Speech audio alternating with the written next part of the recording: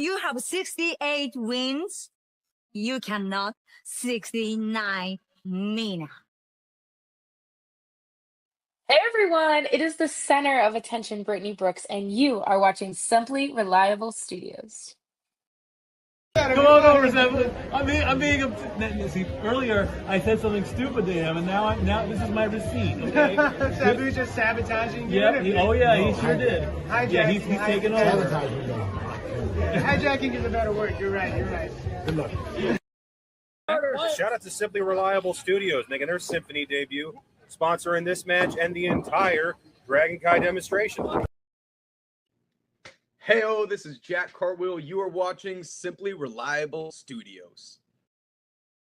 Say his name and he appears. I believe in Noah. I believe in Datula. The Meltzer of the multiverse. Who the fuck wants to compare themselves to another? How much of a mark do you have to be? You couldn't even pick a professional athlete. You went with a fucking journalist? Grow up, man. We just want to say thank you to Simply Reliable Studios for voting us as Tag Team of the Year. Of course.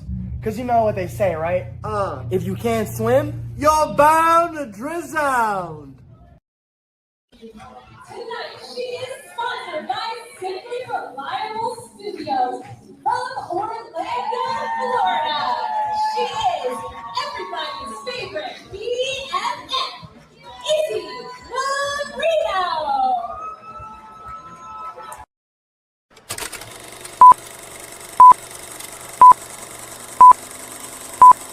Get it?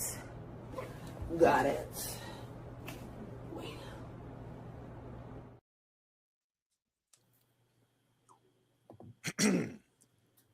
Happy 250th anniversary to the greatest nation on earth, that is the United States of America, and happy 4th of July to all of you on this fine Independence Day as we bring to you this exclusive retro watch-along coverage for NXT GAB. Welcome in to the Great American Bash, and welcome back once again to the Super Reliable Studios. Hello once again, all of you, and welcome back in. You know what this is, for I am the Simple Man of the Simple brand, the voice SRS, for we're grateful for all things professional wrestling. Damn it. And my name is Noel Foster. So thank you all for tuning in. Please like, subscribe, comment, and tell a friend. If you want to dictate the conversation, super chat, pay up patches. It's as simple as that. And remain hashtags for the free as we engage those that may have actually been tuning in for the first time to this special brought to us by NXT. With that being said, I'm never alone. Let's go ahead and introduce the commentary trio, as it seems. First and foremost, he is the patriarch that represents this brand, Idiot He Trusts, Chase U alumni, the Renegade of Wrestling, JJ Williams, and it wouldn't be reliable coverage without bringing reliable one to all of you himself,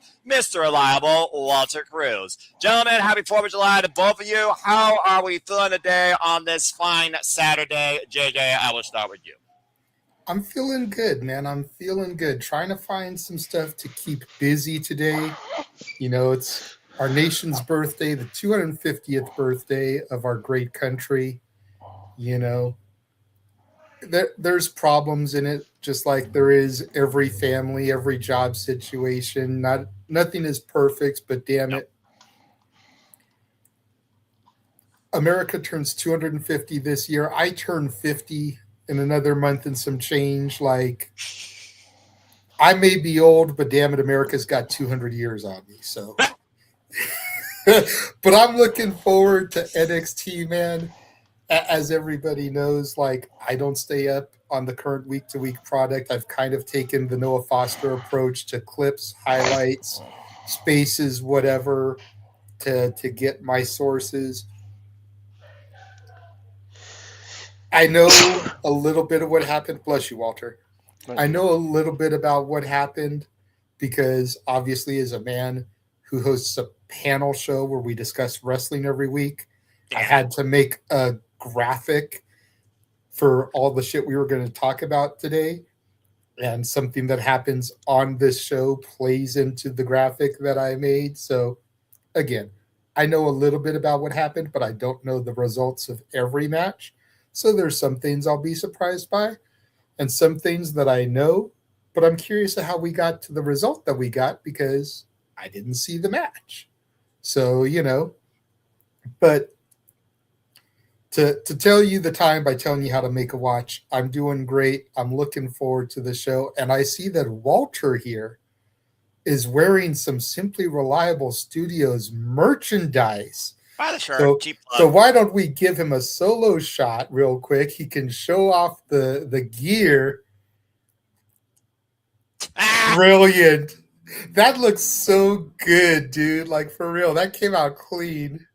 And again, if you want to find out more what merchandise we bring forward, follow us today at SR Studios 2024 on the X. And Walter, it is good to see you, my friend. With that being said, thank you, JJ. Walter, good afternoon to you. How are you on this 4th of July Saturday, and how you feeling about NXT GAB?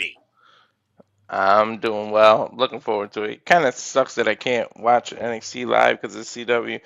And then sometimes it's like it's not worth the effort of going to watch something the next day.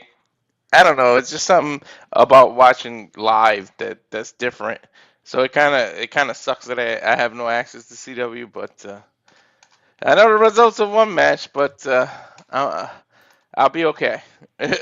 All right. Well, for those that want to join along with us, you actually can go to the official CW and WXT YouTube channel. They have uploaded the show in full. However, if you do not have premium, you will be dealing with commercials. Our feeds, as far as mine and JJ goes, are commercial free. So with that being said, gentlemen, if you are ready to go, JJ, this is your brand. Why don't you count us in? And let's get right into it. Sounds good, Noah. Hitting play here in 3, 2, 1. And my opening shot is Tony D'Angelo with the championship. Yep, as of course, Tony D represents NXT at GLB as the reigning and defending and fighting NXT champion, but comes in here with a deficit as you see the heavy bandage eye after Naruku shot him with a fireball and has played psychological warfare since arriving on NXT. Looking to bring this brand to complete and utter darkness. Will everything be evil tonight, or will Tony D once again come to light? As we kick things off with the NXT Championship match. I was going to say, that's kind of evil of Naruku to shoot a fireball. How dare he? What a way to kick off this year's edition of the Great American Bash out of the way. That has been a staple in the WWE ecosystem that NXT has kind of taken forward on their own in its own form. And of course, Tony D came into his own form, Walter, finally standing and delivering for the brand that he has represented since day one, and not only his NXT career, but his wrestling career. Yeah, I'm a little bit shocked with the order that they started with the NXT title.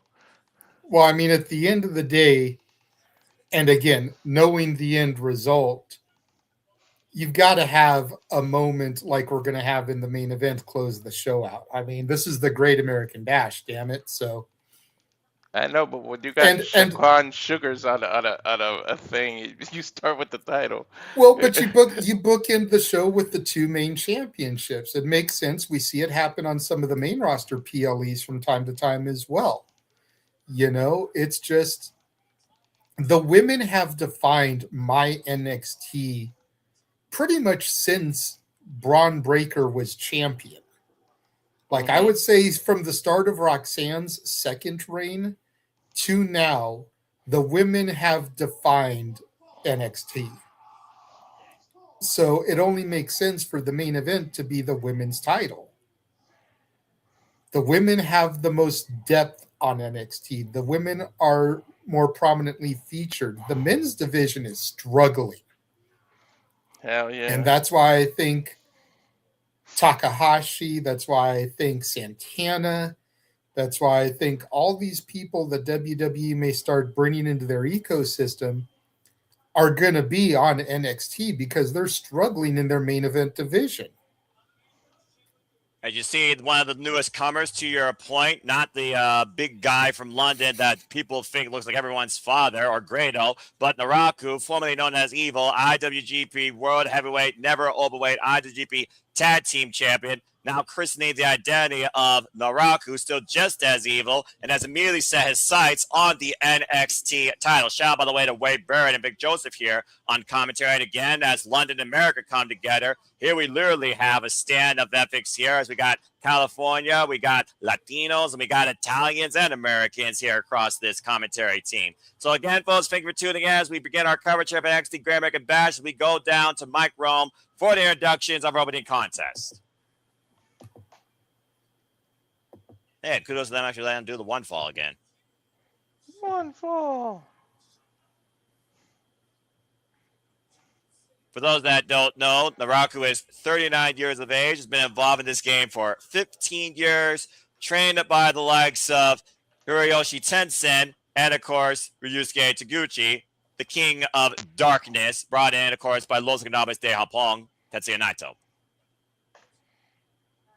Tony D'Angelo, as I said, made in America, made in NXT, 4 years involved in this game, the dawn of NXT, 31 years of age, and has been the NXT champion for over 85 days.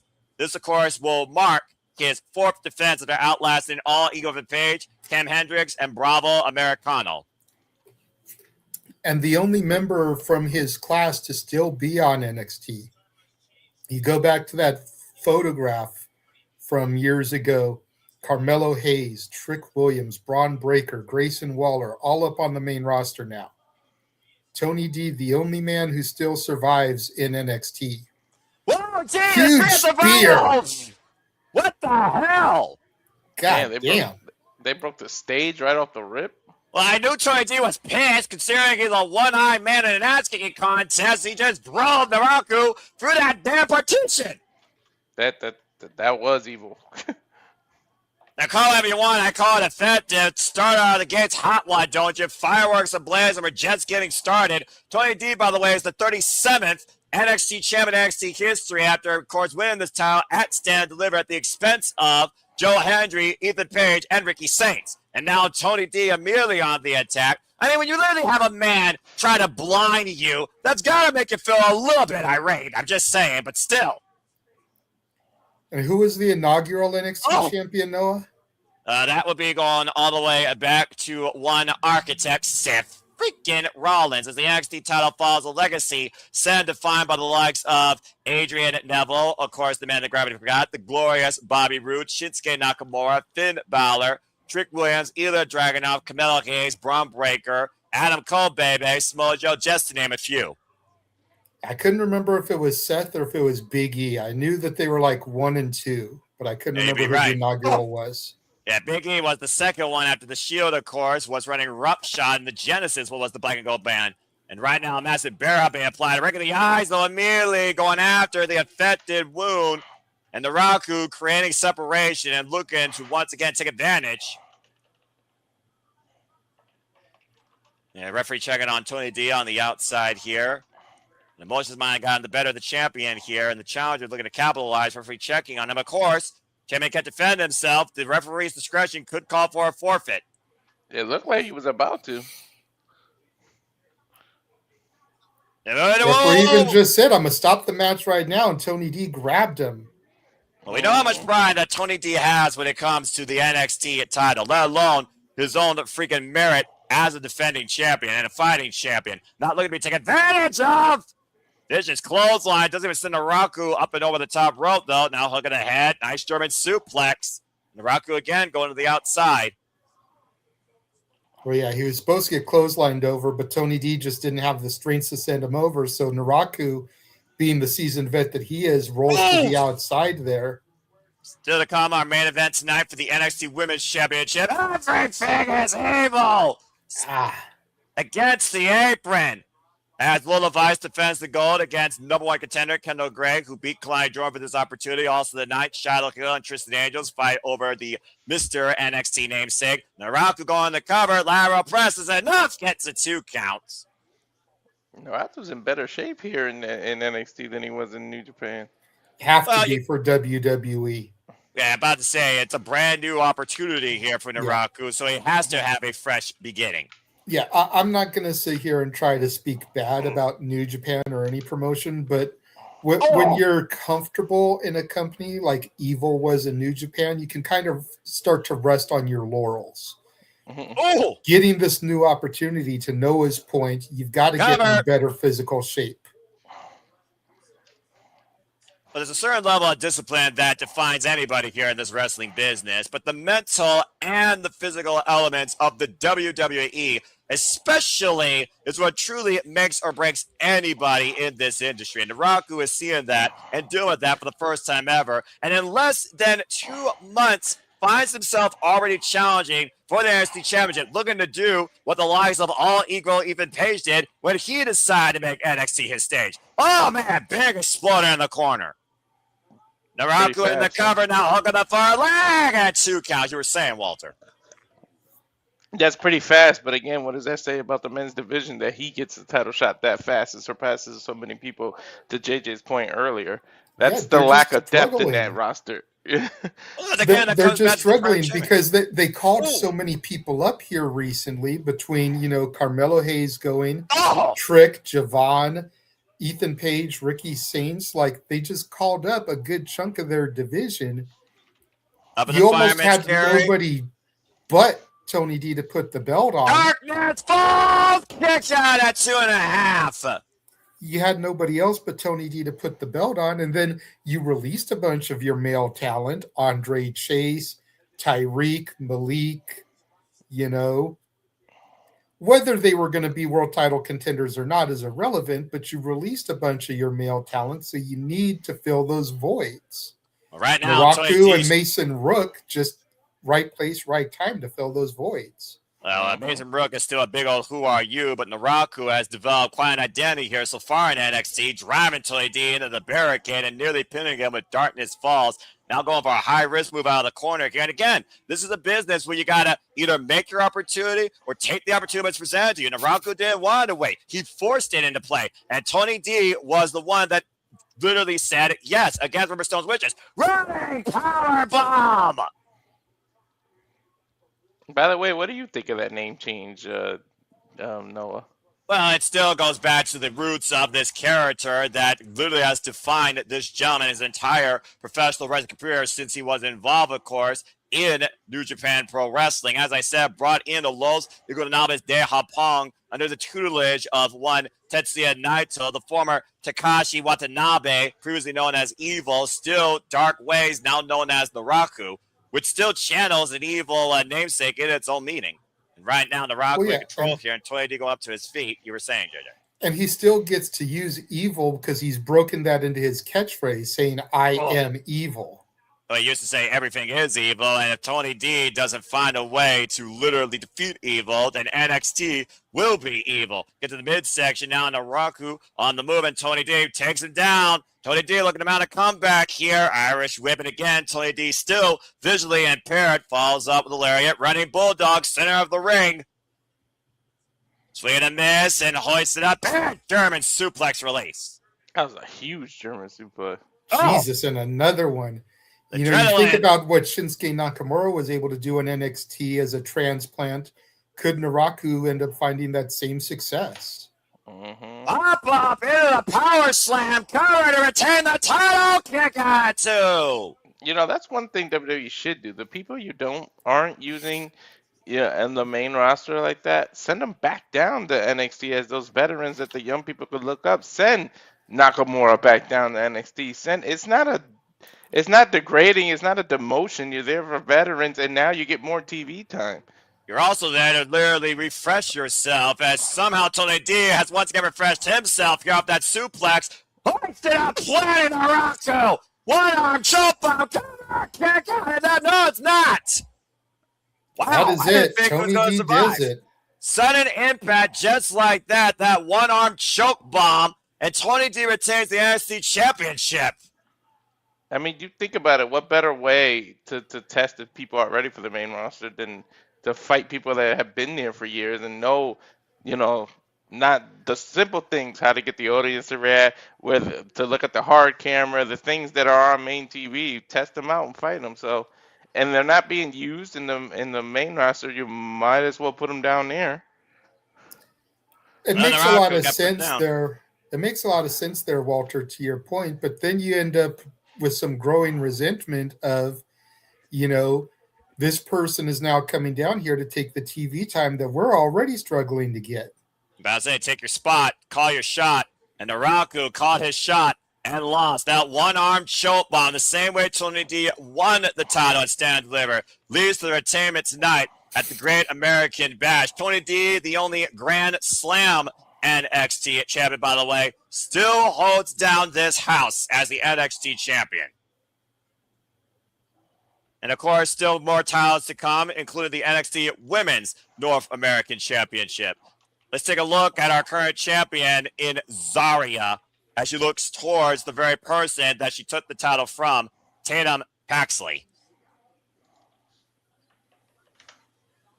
Tatum Paxley and Zaria definitely are two cuts of a different mold that you would not expect necessarily to be in the spots where they are. Tatum Paxley rising to prominence, of course, former NXT Women's Champion on Halloween of all evenings, channeling truly a TNA great Daphne, and of course become a namesake favorite here in NXT. While Zaria, she was always the Janetti to the Shawn Michaels that was Saruka, and after she sent her to hell in that last woman standing match, Zaria has finally carved her own wasteland in the NXT Women's North American Championship.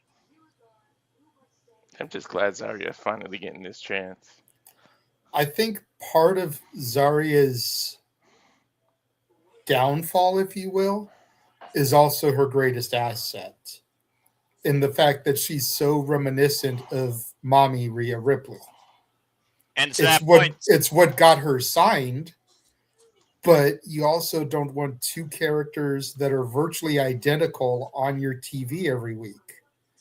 So while Mommy was always on top, Zaria was kind of the losing end of the stick. Now that Mommy looks like she's going to be gone for a minute, Zaria's been getting this monster push. Yeah, well, that push has had a few roadblocks in the name of Tatum Paxley, who has played distraction and mental warfare against Zaria, including costing her recently a women's tag match against the NXT Women's Champion. These two have been at odds ends with each other, and we've seen how dangerous, Walter, Tatum Paxley can be when she doesn't choose to play with somebody. She chooses to inflict pain. Yeah, she can be spooky, but JJ, Mommy's always on top. Does that mean Zaria's always on the bottom? Well, we might find out up next, because coming up next, the NXT Women's North American Champion's on the line as Zaria looks to leave Tatum Paxley in the wasteland once and for all behind her, and Tatum Paxley looks to send Zaria back where she came from with a cemetery driver. Time for the NXT Women's North American Championship match. I was waiting for some kind of goofy pun like that from you, Walter. It wouldn't be a commentary day with Walter on the call without a pun coming into play. And speaking of coming to play, Tatum Paxley now comes to play. I'm expecting a bunch of them today because I wasn't expecting Walter for this call. But I knew I was going to be doing GCW Bash at the Ballpark, which begins 6 Eastern, 3 Pacific here across the Simply Reliable Studios, brands and channels, live, not via tape delay. But I knew I was going to have him for that. And I've already got 9-1 dialed on my phone in case I have to dial the third one for an ambulance because La Chola Vipers is taking on the Megasis Megan Babe. Walter's about to have a heart attack. Well, let's see if Tatum Paxley gives Zaria a heart attack as we get ready now for our next match here at the Great American Bash. And, of course, Tatum Paxley, young, petite, 29 years old, 4 years involved in this game, defined in WWE, previously held that NXT Women's North American Championship at the expense of one Izzy Dame after literally burying the calling. But now Zaria comes forward, and she might literally Tatum Paxley to waste. What's going on, Matt? Thanks for popping in and joining us on this delayed watch along. Tatum looks like one of those schoolgirls in anime. Why is she dressed like that? That's literally what she is. She's an anime schoolgirl character, and I can't think of what anime it is. Meanwhile, Zaria, for the first time since I've seen her at WWE, looks like the Australian badass Delta that I knew she once was in her previous life. To JJ's point, the first time we're seeing her decked with a championship in NXT, and the first time that she's defending it after surprising people at NXT Revenge, seizing the NXT Women's North American Championship. the first of the second of 5 championship matches tonight, might I add. We got the Speed and the NXT North American and the NXT Women's Championship that will be our main event. Can I ask you a favor, Noah? I'm not going to get on you for doing it now, but when we get to that match, can we at least put a little bit of respect on the Speed Championship, considering who's holding it? Wren Sinclair deserves some championship gold, and I don't care if it's a freaking whatever you call it, sticker championship or whatever. God damn it, can we put some respect on that belt while we do that match for Wren? Just for Wren. Magic 8 Ball says, ask again later. Man, this title looked good on Zaria. Dan Paxley previously held this title for 94 days. What does Zaria have? In her 6th defense. What did Zaria have? 3 opportunities before she actually won it? Correct. Something like that. Including a number 1 contenders match against Soruka. That Soruka won, and that was regarding the NXT Women's Championship. And of course, that's when Zaria finally snapped. And Tim Paxley bringing the title down. And both women right. Oh, man! The headbutt immediately, the head games and the mind games are on, and so is this match. Tatum gave Zaria some head. About to say, there's no control in Tatum Paxley when she's unleashed and unhinged. Get to the hamstring, and of course, this is what Zaria needs. This is what Tatum needs to do. Stick and move. Nice drop kick. Takes Zaria up and over. And Paxley unorthodox. Oh! Stun gun across the top rope, and what? God, a discount lariat by Zaria. That was gut first across that top rope, and don't forget, those are not like bouncy. Those are steel cables. And that could easily break a rib, damage an intestine, or something. Again, to that point, though, does this play now in favor? Oh, man, big side kick and a German suplex, and Zaria in full force control right now. Just looking down at Tim Paxley after that brief little attack. About to say, if Zaria wants to carve her own path here in NXT, you got to keep that momentum. Just release overhead Falcon Arrow throw to Tatum Paxley at this point. And Zaria hammering her way with the challenger. Tatum Paxley, of course, was able to outlast the Glamour, Blake Monroe, Alba Fire, and one of the other new arrivals here, Lizzie Rain, of course, from Progress Wrestling. Shoulder blocks in the corner now by Zaria. Of course, championship matches. Talking just hands. We have pinfall or submission inside the ring. Now Tatum. Oh! Nice double stomp there, catching Zaria out of the corner. And whether or not that early storm was enough to give Tatum Paxley just a bit of an idea of how she can beat Zaria here tonight. Zaria again, power coming in, trying to take back control. Tatum able to escape, swinging a miss, and right now the much more faster. Oh, pop-up, headbutt. Now this time Zaria gives Tatum some head. I don't think Tatum even knows where she's at right now.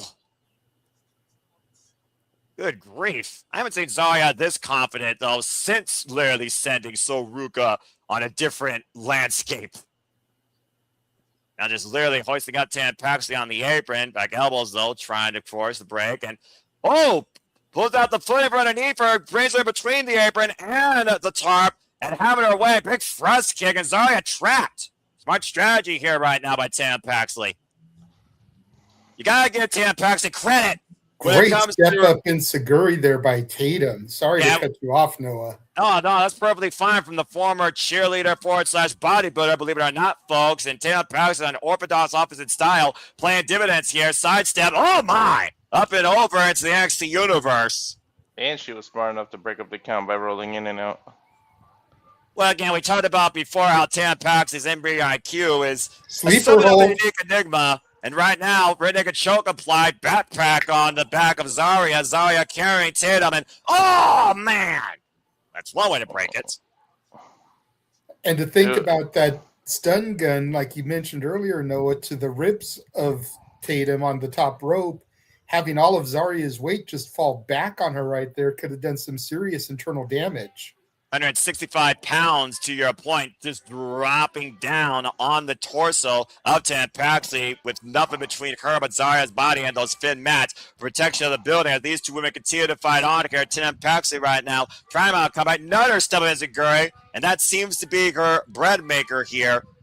Is in the whole Achilles heel against the champion. Now on the move. Sidestep, though. Up and over. And Zaria catching Tatum Paxley up in the fireman's carry. Might be looking for that F5. Wait a minute. What is she? Oh! Again, the gut across the top in the turnbuckle. Almost like she's focused on that. Yeah, clearly Zaria has found a target, and she is continuing to exploit it. Now literally stretching Tatum Paxley like a horseshoe across that top turnbuckle, driving her foot. But now the rising knees of Tatum Paxley capturing the head of Zaria. And now both of these women trying to find their footing. Precarious situation here. I sense disaster. Oh, man. Question is, will it be a beautiful disaster? Craziness climbing the top rope. Ooh. Call whatever you want to call it effective. Face first in the top of the ring post goes Zaria. Now Tatum Paxley up to the high wrist district. Looking down. High cross body across the champion.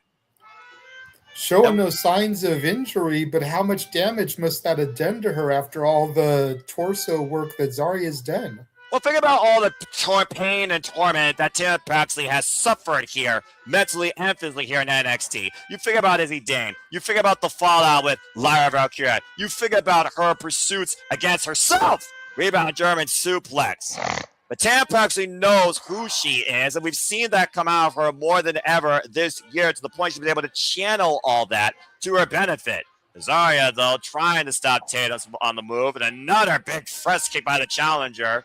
And, of course, you can stay tuned for continued watch-along coverage here for many other events underneath the WWE, including Sunday night's main event. That'll be Sunday, September 6th from Atlanta, Georgia here. And you can stay tuned for all the coverages across all PLE specials and pay-per-views across all things wrestling here at the Civilized Studios. We've also seen what adrenaline does, so maybe she won't feel it till after the match. Nice float over by Tatum. If she had been able to go for the pin, she looks like she's possessed. Pinpoint presented by Tatum Paxley. Spear, short range by Zaria, cutting the challenger in half. Good grief. To your point, take a look at the replay here. Beautiful superplex takeover. Somehow rolls over on her feet. And Zaria, on instinct alone, follows through of her range with a short spear and both these women down in this very heated contest. NXT Women's North American Champion on the line. Zaria, the 9th champion in this title's legacy, going all the way back to the inaugural one in Kalani, Jordan. Following, of course, Stephanie Valkyrie, Zoruka, Blake Monroe, Thea Hale, Izzy Dame, Henry, and of course, the previous champion, Tatum Paxley. Get to the midsection again. Big right hand by Zaria, though, trying to exploit the biggest vulnerability she's created. Back kick, though, by Tatum Paxley. And Zaria, for those that don't know, came to us from the Australian wrestling scene. Delta. Big knee strike, though, catching Tatum underneath the jaw. Every time Tatum tries to go in fast, Zaria only needs to take one shot to put the match back in her favor. The Irish women, the turnbuckles, and Zaria right now with the deadlift, almost a hanging chokehold here. And Zaria again being fought back as Tatum Paxley, who purchased herself in the second rope in another very cautious situation. I would implore for both Zaria and Tatum Paxley here. And Tatum is trying to hook up. Was she trying to hook up Zaria for the cemetery driver from that position? And Zaria now Tree of Woe, yeah. Oh, wait a minute. What the hell does this mean? Zaria got some freaking core strength is what it means. Good grief. I've very rarely seen people able to get themselves out of the Tree of Woe like that underneath their own power, and look at the rage in Zaria's eyes. And not the surprise, but the frustration on Tatum Paxley. Now both these women on the apron, meeting in the middle, exchanging forearms here. Something's got to give. So straight up Donnybrook here right now. Oh, pump kick. Now Zaria hoisting up Tatum up in the fireman's carry. Oh, no, not from there. Not from there. On the outside. Sunset flip powerbomb takeover. Damn. Great counter reversal there by Tatum, being able to slide down Zaria's back and execute that power bomb. What the hell? The Who's problem playing is the blues on the harmonica? my nephew. As you see, Tam Paxley seizing what she once coveted most, the NXT Women's North American title, might be on the doorstep of regaining it here tonight. Zaria now immediately seeing Tatum holding on to her championship. Whoa! Almost got us on the disqualified, swing and a miss. Oh, rolling counter kick! And once again, looking for the center driver! Paxley now bringing Zaria back inside the ring, knowing that she can't win the title out there. Might be looking for it again. Hooking up Zaria. Center driver connects, and the cover. Match from no! I don't think I've seen somebody kick out of that. What the fuck? I don't think I've seen somebody kick out of the cemetery driver. I believe you're correct. I believe Tam Paxley just witnessed someone kick out of her finisher for the first time ever. Not to mention she did back to back. And Tam Paxley immediately looks unhinged right now, just throwing fists at Zaria. Once again, maybe third time's the charm. Cemetery. Nope, Zaria able to counter. Up the fireman's carry. Goes Tatum, though. Now changes the chair position. Victory roll. Sits in the cover. Take out the title. And Zaria able to escape. And on the move, spear! And immediately Zaria's not done. Going back on the attack. Fireman's carry. F5 connects. And Zaria with the cover has win. No! Yo. The expression on Zaria's face, she could not believe it. I can't believe it right now. Tatum, Paxley, and Zaria have thrown everything, including the kitchen sink at each other, and they both still kicked out. Why doesn't Zaria call that the Z5? I don't know. That's WWE Creative. They're not smart enough to figure it out. And now again, Zaria, then the disbelief, mounting Tatum, just heeing off with these forearms. Paxley could knock out Tam Paxley here. Just a relentless assault against the back of the head and neck. And now, Curb stomp. The real version of the curb stomp, not that Seth Rollins bullshit. Up in the fireman's carry again. Fuck! She ain't kicking out this time. Cover two, and Zaria says Tam Paxley to the wasteland. Yeah, but look what it took. Damn. Fantastic match between these two. Zaria literally surviving Tatum Paxley's Armageddon and still holding on to the NXT Women's North American Championship. A very tough play date offered by Tatum Paxley in Zaria's first, and I do mean first, and I don't think will be her last trophy in this first run holding the NXT Women's North American title. What a match indeed. Let's take a look at some of the highlights here. That takeover into the powerbomb from the apron to the floor, and not one, but two cemetery drivers rolling and folding Zaria up for the nearest fall in this match. Then Zaria came back with a vicious F5 that nobody's kicked out of, and Tatum Paxley did just that. Tip for tap, move for move, receipt for receipt. Widow's Peak curb stomp, though, finally might have knocked him out, but for extra insurance, another emphatic F5, and Zaria retains the title and puts Tam away once for all. The women really do run NXT, because that was better than the NXT title match. Outstanding showing once again, as Zaria truly reminds us exactly why she stands tall as the NXT Women's North American Champion. But nothing to be taken away from Tam Paxley, who once again gave everything and then some tonight. We go backstage with Kendal Gray and Wren Sinclair, who are obviously trying to hype each other up and talk strategy, as both women here are involved in critical matches tonight. Kurt Angle, Great American Bash kind of gear by Kendal. I could definitely channel the stars there. Good grief. So young in her career with a great opportunity tonight. Yeah, of course, Wren Sinclair saying you will beat Little Vice and prove about exactly what I already know. Of course, these two have defined each other since Kendal Gray was called into the future by John Cena, and of course was last year's Iron Survivor winner with Shades of Grey. Will we see Shades of Grey come forward? We'll find out in our main event, but coming up next, Shiloh Hill and Tristan Angels fight proverbially over the title, Mr. NXT, when we return to the Great American Bash. As we go backstage with the Vanity Project, and who the hell is that freaking behemoth? And Robert Stone. How is this the same company? Look at the women's division at NXT and then how they do the main That's roster. a woman? Like, what the fuck? No, What I'm the saying, fuck? I said, look at the NXT's women roster and then look what they do on the main roster. How is it the same company? Because And yes, that is a woman. I believe her name is Bailey Humphreys. She was on LFG for a while. holy crap, she has got gigantic. Oh, I She don't got replaced the premium. real deal Zeta Steel when Zeta left. So they took out the puppet circumstance and just put in power and maybe performance. Got it. Galeno and Kiko Delaware Jr., as it looks like Robert Stone might be negotiating a tag match here.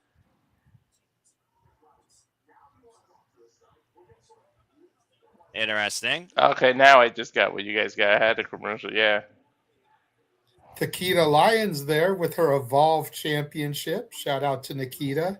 Yeah, of course, there's a tailgate, I guess, outside, and this is Kevin Owens. You know. It's so funny. Kevin Owens, though. I will say that. It's so funny because she definitely does not fit swipe right because they're like she's the total opposite of it. She is like, you swipe right that bit. What the hell? You know what, Walter? TVMA. Does Greta fit the look of Tiffany Nieves and her partner? Nope. Okay. She's the heater. Fair enough. That's her whole role there with TV, with the Vandy Project. She's the heater. That's a lot of heat to bring, especially during this summer heat wave. I'm just saying. And of course, you can stay tuned when we may cover on demand or live NXT Heat Wave later, of course, next month here, amongst so much more upcoming coverage and content here at the Sip Studios. I also want to just, as we got a moment now to literally breathe, I will say this. Zaria and Paxley, that was a fucking very good match. I was very impressed. Like we said at the outset, the women have been dominating this NXT I get that. since the beginning of Roxanne's second reign. Maybe a little bit before that, but when Roxanne turned heel and got that second title reign, that's when the battle lines were really drawn, and you could see that the women were above the men. I'll give you that. Like I said, if there's anything I can still say about the letters NXT, they seem to know the best way to handle in WWE women in wrestling. The main rosters, figure the shit out. That being said, again, stay tuned, folks. Like JJ talked about, so much more upcoming coverage here. We got GCW Watch on today and tomorrow, as well as the weekly Marvel Conversation Wrestling Matches and Shy Shenanigans, where, of course, we'll look back at this week in wrestling, considering everything that happened since Sunday, including but not limited to AEW Forbidden Door, of course, the NXT Great American Bash, Wednesday Night Dynamite, and other developing stories and outlooks on professional wrestling business to your own insight. As we go back in for what's going to be the most bizarre match of the night, in my opinion, as we have Shiloh Hill defending a proverbial sash against the freaking other dude from the UK. That thumbnail is so much more. Oh, yeah, see that Slammiversary. That thumbnail is so much more, folks. To your point, Noah, all this stuff has transpired since we went off the airwaves last week with Saturday Shenanigans. That's right. So we're going to be discussing a good chunk of this. And look at how female-dominated this graphic is. That just goes to show that professional wrestling in 2026 belongs to the women. And you notice who's kind of there in the center, Noah? Yeah, Demon X Money, who won the TNA Knockouts Tag Team Championships, which I'm very happy for. Perfectly placed just for you. Allie pretty much right there in the center with her dark bunny makeup. Okay, I see what you did there. Very, very nice. Anyway, this is not going to be very nice. Very it's going to be very annoying. Well, you know, the hindsight's 2020, but again, I dig crazy chicks, and she has maybe a screw loose. And Tristan Angels might have 2 or 5. You know, I'm not counting Canadian or American, but I'm also not judging. Meanwhile, here comes Mr. England, who's been judging everything here at this NXT, including Shiloh Hill, who calls himself Mr. NXT, until Tristan Angels stole his strap in what was determined by, I kid you not, folks, a fan-based locker room vote on an episode of NXT television. Yeah, that's a thing. You should like Shiloh Hill. Wasn't he an IT nerd before he wrestled? And IT nerd, that's an insult to IT, but I think you're right, proverbially. Okay. I'm telling you, I want to see Tristan Angels and Mr. Elegance as a tag team. I know it would drive Noah crazy. I know he would want to reach through the computer screen and choke me, but you cannot tell me that Tristan Angels and his gimmick would not fit in perfectly with the Elegance brand. Sure would. Like it or hate it, Noah, and I know how much you loathe the Elegance brand, you cannot tell me it wouldn't fit. There's a reason From you a don't neutral, unbiased perspective, tell me it wouldn't fit. There's a reason you don't split a square block in a round hole. And that is exactly what this match is. And I'm Shoulder just going to tackle leave there that by Shiloh Hill. Drop down, leapfrog. I feel like I just take a bathroom break here and let JJ and Walter call this on their own. Maybe their own Danhausen. I don't nice show of agility there by Tristan Angel. Again, ducking the clothesline. Flying shoulder block there by Shiloh Hill, who I got to say, when I first saw Shiloh there with the bandana and everything, I was like, dude, when did Chavo Guerrero come back? Right. I don't think there'll be a building that can handle the ego of those two together, by the way, if what you were suggesting. Fireman's carry position. Shiloh Hill doing an airplane spin here. Into almost a drop TKO there from Shiloh Hill. Noah's like, fuck this shit, I'm out. He said he was going to take a bathroom break. He's still there. I'd bet you money Noah's still there. Shit, he actually went ahead and pulled his shit. So we'll change the view there. Nice chop to the back there by Tristan Angels. Double stomp to the sternum there of Shiloh Hill. Tristan Angels now with a headlock. Shiloh Hill trying to fight out of it. Irish whip. Shiloh off the ropes, ducks the boot from Tristan Angels, slides to the outside, and under the ring goes Shiloh Hill. Smart. Mind games. Tristan's like, where'd he go? And now Tristan getting drug underneath. Almost like a scene from a horror movie. Why the the lights are out. What the hell?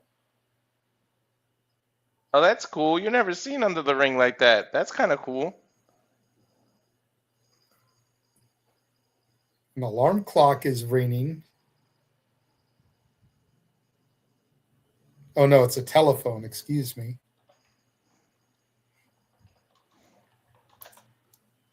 Why would you answer the phone in the middle of a fight? The fog is coming.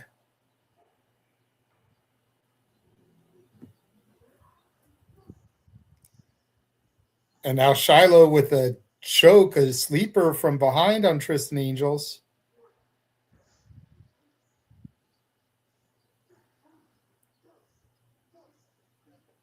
Tristan Angels with a handful of cable there, cracking Shiloh in the head. And Tristan comes out the other side by the announce table. To your point, though, Walter, that was completely different. And now Shiloh from behind. Kind of confirms that they say that when people hide in the ring, there's a monitor that they look at to know when to come out. Kind of confirms there's a camera down there.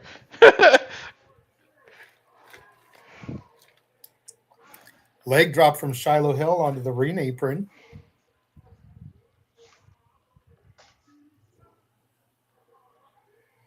Flying clothesline from Shiloh drops Tristan Angels.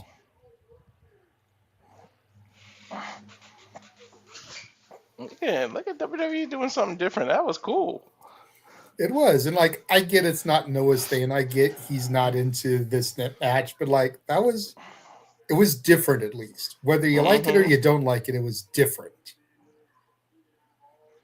Tristan Angels trying to get back into things. Face of Shiloh Hill to the ring apron. Sends him inside. Now Tristan Angels pulling the ring stairs. Out to center of the ring there on the entrance side. I'm afraid of what's in his mind right now.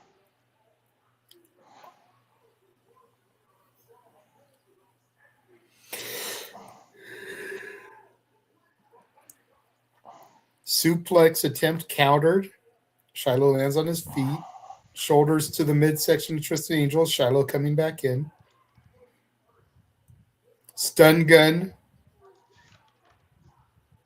And now Shiloh Hill sent gut first into the bottom rope there. which, I get it's Great American Bash and it's the little Mm. things, but I love the red, white, and blue ropes being here for this show. Hell yeah. Again, we know this is a delayed watch long, folks. We know this happened last Sunday while Slammiversary was on, while Forbidden Door was on. But what better day to do the delayed watch long of the Great American Bash than on our nation's birthday, the 4th of July. Nice spear from Shiloh Hill off the steps to Tristan Angels. Now Shiloh climbing to the top rope here. Code breaker. Tristan Angels catches Shiloh as he comes off the top, hook of the leg, gets 2. Shiloh Hill kicks out. Still, I mean, I thought this was going to be like a quick, boring match. It's pretty much a good match so far. Yeah. I mean, again, whether you like the characters or you don't, they're definitely putting their all into it. You can make the argument that this could have been on an episode of TV instead of on the PLE. Mm-hmm. Shiloh Hill gets the 3 count there, puts Tristan Angels away, but you can make that argument about any match on any pay-per-view PLE. How many matches at Forbidden Door did we say could have been on Dynamite? Yep. So it is what it is, and that's all it's going to be.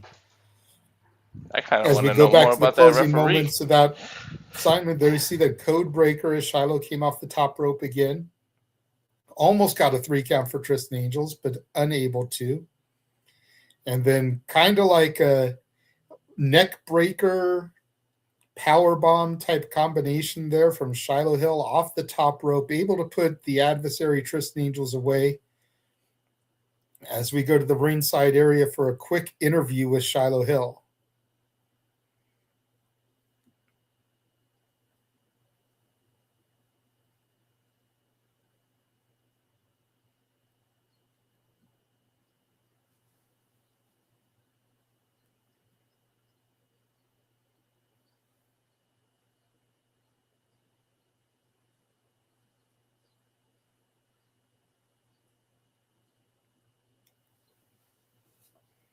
Tonight's a perfect example of why no one sleeps on Shiloh Hill.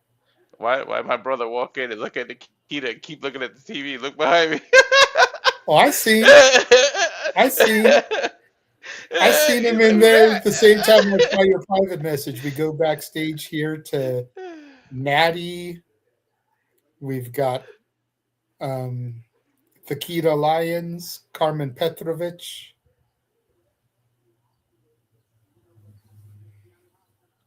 To the point you were making earlier about sending these vets down that aren't getting TV time, we got Natty here. Mm-hmm. Natty comes down to NXT quite frequently.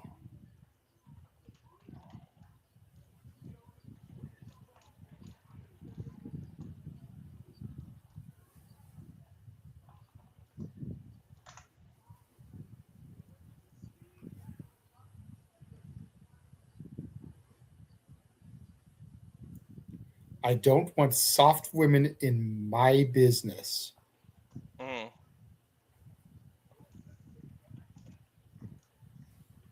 No, the 3rd championship match is about to happen.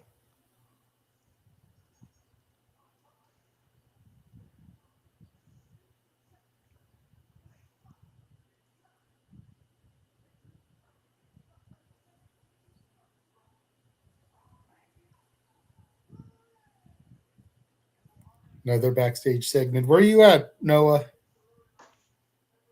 Walter needs to step away for a second, bruv. More than a second. I hope his stomach's okay. I remember last time that happened. Go ahead and step away for a second, man. I got this. Noah will be back in a moment. Okay. I'm sure of it.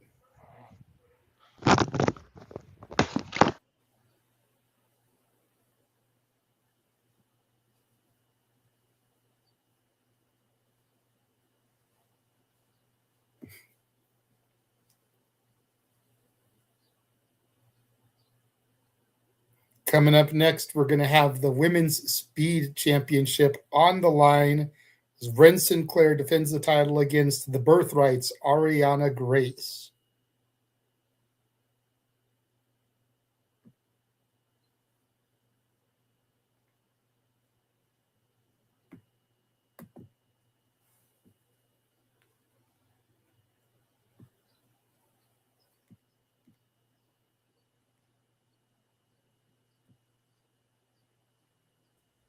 Okay. What did I miss? Anything? Probably not. Oh, wait. Why is this not vasectomy? Oh, okay. Anyway, I guess it's time for the speed title. All right, here we go. Blah. Shout out to Walter and JJ for calling what probably was something unique. This, of course, though, is one It of the actually wasn't a horrible match. I mean, they did something different going underneath the ring. You know, they had a little segment of the match under there. Whether you like the characters or you don't like the characters, and it was made clear by the way you left that you don't like them, at least they tried something different, and Walter and I enjoyed it. But here comes something else we enjoy, Noah. Maddie Renkowski, Wren Sinclair, the WWE Women's Speed Champion, wearing a pride-colored inspired outfit, apparently coming out on social media as part of the LGBTQ community after this match, you know, showing off her outfit a little bit better. Congratulations on Wren for taking that big leap and coming out. I mean, again, you need to stand on your own. You need to truly be what you are meant to be, in your opinion, or how you feel you need to be. You need to live life your way, but you also need to live life the right way. And I will say this regarding what this is. Wren Sinclair has been doing things the right way here in NXT. Arianna Grace has been doing anything but.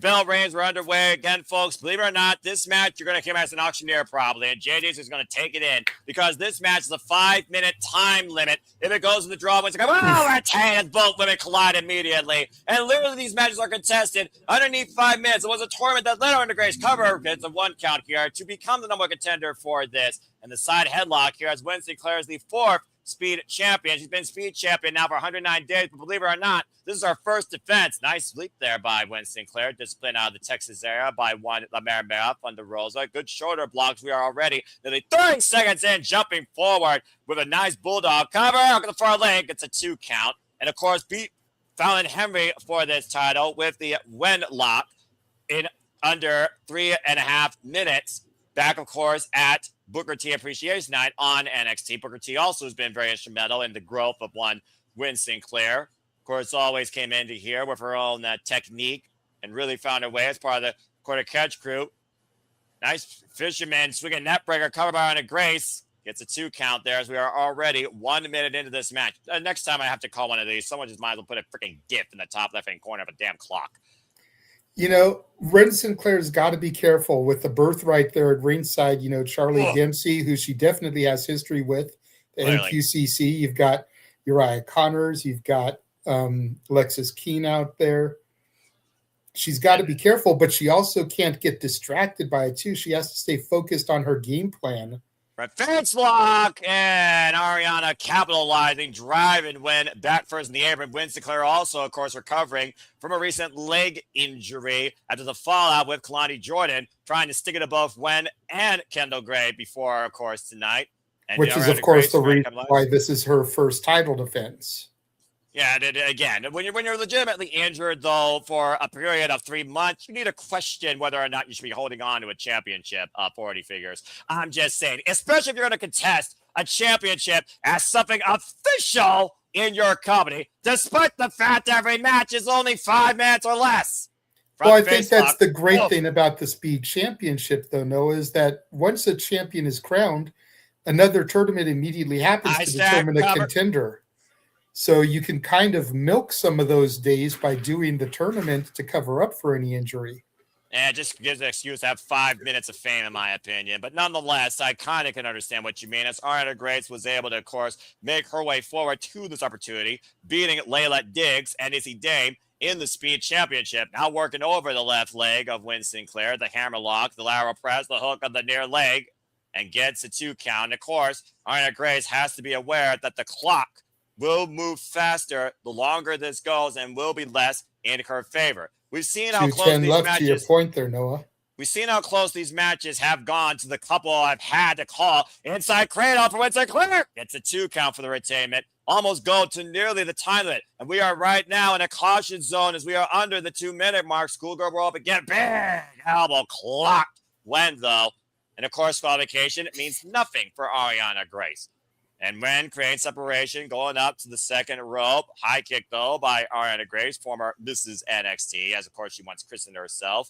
And right now, spreading the legs of Wren. What is she looking for here? The front face lock, maybe trying to wear her down. But again, you can only use so much of that time to wear down each other when the clock is not in your favor. Again, champion's advantage here. Time with a chance to be a pinfall submission inside the ring before the time limit. Face first goes Arianna Grace as we approach 1 minute and 15 seconds. High cross body. And yes, JJ, I did see the salute. And right now, Wren Sinclair, once again, looking to mount forward here. Open palm strike. And we are just a little bit over 60 seconds left in this women's speed championship match. Men's speed championship, even more irrelevant. Around the waist of the Burf Light, that's his king as the Burf Light looks to hold the speed division. We are under the minute mark after that German suplex here. And Wren Sinclair is feeling it. Charlie Dempsey getting up on the apron. And the last time he got involved in Wren's face, Wren sucked the taste out of his mouth, and rightfully so. I'm just saying. There you go. Get yourself some, girl. Payback is a bitch. Now, wait a minute. Triple leg cover. Two. Oh, my God. Nearly stole it. Almost won the title there. The flash being open anywhere. Look for a big high bicycle. High kick denied. Swing and a miss. Big hit. Connected though by Wren. And now hoisting up Arianna. Less than 30 seconds left. Up and around. Airplane spin. Face first. Taken down. And hooking in the Wren lock. We got the lats. 15 seconds left. Wrench in once again. Arianna taps out. That's it. That's it. Time. 4 minutes and freaking 48 seconds. Wren Sinclair retains the Women's Speed Championship. I'm sorry. I can never call it the Wren lock. That's cattle mutilation. God damn it. I understand that, but it's Wren Sinclair doing that. But Bryan Danielson be proud of the positioning as she wrenches Arianna Grace like a horseshoe, and rightfully so. And Wren Sinclair still holds on to this proverbial title and gets a little bit more payback on Charlie Dempsey. So everyone wins at the end of the day. Again, JJ, that takedown, though, didn't help Arianna Grace's neck conditioning. Face first, and immediately all the pressure on the shoulders and head and neck, wrenching forward. There was nothing Arianna could do but tap out. Congratulations to Wren Sinclair. And will that be a thing of signs to come for NXT's women's division with Wren QC both holding gold in NXT? Still to come, our main event tonight. Lola Vice versus Kendal Gray for those that did not see thumbnail or hashtag spoiler free. Oh, okay. Now I could be back to normal. Ay. Freaking hell. If I was ever be an auctioneer, that'd be the definition of a freaking entry exam. And speaking of bringing that to light, now we look towards the dark side, or should I say the dark state, as of course the fallout with dark state members, Saquon Shugars, who was excommunicated by the group after they lost their chance to regain the NXT Tag Team Championships against the Vanity Project. The fact of the matter, though, JJ, that this group of absolutely irrelevant renegades have literally crossed the line and have been running roughshod here as a foursome across both NXT and TNA. It's quite surprising to see how things have developed this year, especially since Dion Lennox has kind of taken the forefront of it, even though the group says they're all equals. As Dion Lennox got the chance, of course, to become an Iron Survivor, has shown out more character, has chances for singles gold, and of course, as we just saw, recently had a chance for tag team gold, and they finally took out what they believe was the weakest link, and now we're down to 3 men.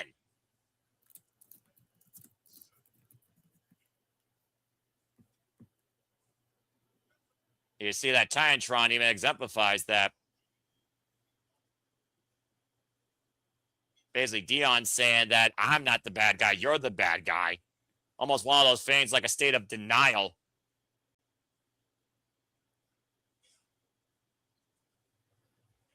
And Dion saying that he was the one that built Dark State from the ground up. Almost like a systems complex with Eddie Edwards. Well, I mean, if you think about it, it makes perfect sense. Who did we know existed in the NXT infrastructure first? Dion Lennox. He was the guy, kind of goofy looking, backstage nerdy, random segments, almost like an observer taking notes on the status of the NXT locker room so that he could execute the darkness that became Dark State. Dion Lennox being the architect of this to steal a gimmick from Seth Rollins makes perfect sense. And I guess Saquon Shugars wants to put away his past once for all. Dark State comes to light in this heated rivalry as Saquon Shugars takes on Dion Lennox next at NXT's Great American Bash. Will Saquon remove himself from his past once for all, or will Dion remove the cancer and the mistake of his past once and for all? It all comes ahead next in NXT's Great American Bash. Oh boy. And of course, we've seen Saquon get involved in Dark State's business, as you see by that Titantron, since its excommunication, costing them championship opportunities, including Dion Lennox's chance at the NXT's North American Championship.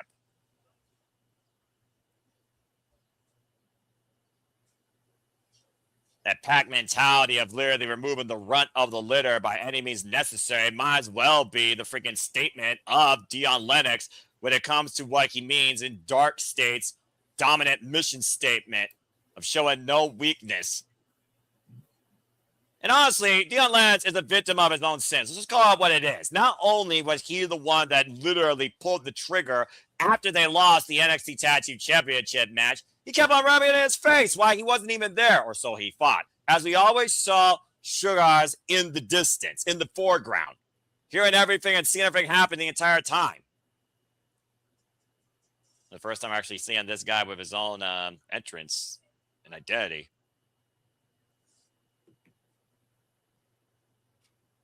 Huh. I actually kind of like the beat here. Well, I mean, he's literally rolling to his own beat now. You know, for something that's more than likely Def Rebel, let's be honest. Accurate. It's got a decent little vibe to it. I'm not saying it's a great theme. It's not going to be, you know, top 10 Def Rebel themes of all time, but it's not the worst they've done either. You know, it's a good little middle of the pack. You could, to steal a phrase from the kids, you could call it mid, maybe a little better than mid. I mean, it's a black dude with a beat with bass. I'm just saying, generic bass. But nonetheless, it seems to work with his vibe versus a white guy with a generic guitar that you could play a better theme of Guitar Hero. But that's a whole different conversation for another night. It's the snare that really catches me. The cymbals there, that like good accompaniment.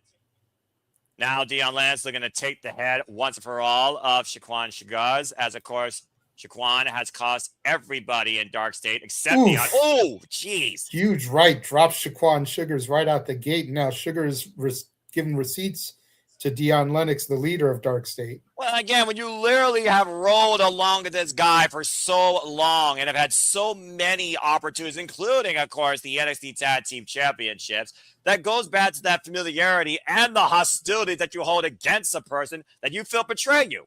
It's just a matter of who feels more betrayed. Was Dion Lennox more disappointed, or was Saquon more betrayed here? Who really is the villain in this? In Dion's mind, it's obviously Saquon. In Saquon, it's clearly Dion. But again, we're looking at two bad guys of NXT in what's become a civil war.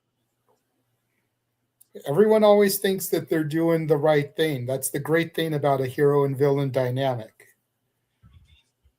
You know, I come back to it all the time. Anakin Skywalker became Darth Vader because he wanted to save his pregnant wife from dying during childbirth. You know, he was trying to do a noble thing. He just went about it the wrong way. Yeah, well, nobility could also be full of vanity, and I think that's Dion Lennox's worst decisions right now, coming back to bite him in the ass tonight at Great American Bash. Dion Lennox, by the way, folks, is a former two-time NXT Tag Team Champion, and it was alongside Chris Griffin. Of course, Saquon Shugars and Chris Griffin also shared a run as the NXT Tag Team Champions. For Dark State, it was always about a matter of equals. It was almost like Freebird in the titles at the time, as two different pairs of them were holding the gold. Dion Lennox, of course, never really held the gold at all. But of course, as I said, previous challenger to the North American Championship, not once, but twice, I think, as well as previous, of course, participant in the Iron Survivor Challenge. And Shugars right now being pushed off the ropes, that's just a name that just doesn't, like, ring, like, off the tongue easily. Whoa, math! Overhead back body drop. The Saquon Shugars right now. You can even hear Vic Joseph stumbling over saying it. I mean, you can't even put that on a damn freaking piece of paper and make it look like a normal name legitimately. Big backbreaker over the leg. But again, for those that don't know about Saquon Shugars, formerly known as Lucky Ali, he actually does have quite a bit of wrestling experience. 8 years, as a matter of fact. And the Shout out to the over 100 of you guys that are tuned in watching us now. What the hell? What are you all doing on your Saturday besides eating hot dogs and fireworks? But okay, thank you all so much. You continue to make it possible. Again, you are the reason that the watch-alongs and the passion that we demonstrate on them, unscripted, continues forward to be perpetuated and progress across all the biggest shows, special pieces of favorites across all things wrestling. Nice net breaker there by Shugs. I'm just going to say Shugs because that's just easier right now. The cover hook on the far leg gets a 2 count. Double S. About to say, that ain't great, but also that's accurate. And right now, just booting the side ahead of Dion, and Dion right now looks a little bit perturbed. But yeah, Shaquan Shugars is trying to embarrass Lennox for the way that Lennox has embarrassed him. Just nonchalant boots to the face there. Yeah, both of these, man. Oh, man, that was a vicious neckbreaker on the back of the head. Almost Could giving easily give him a stinger there. You can see the way Lennox is holding his head.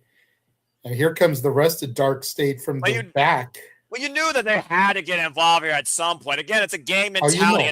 It's a freaking, multi-person pact. And that's always been the strength of Dark State. Every damn match.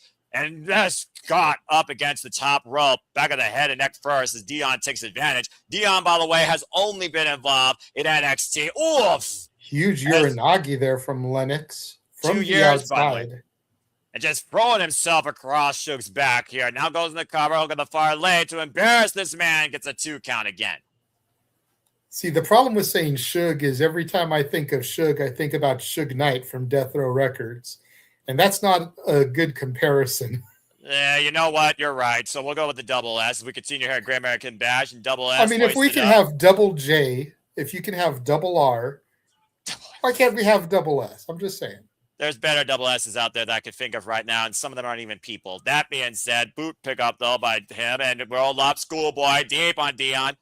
Gets a kick out. Again, shout out to the USS Intrepid, which Lex Luger landed on this day in history to body slam Yokozuna.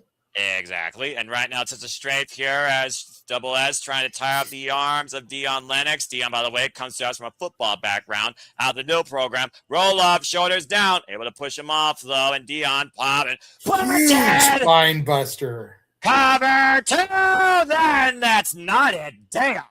Very Arn Anderson-esque spine buster. Good height there on the jump from Shugars. Let's look Double at this again. Double A approved. Boom. Planted.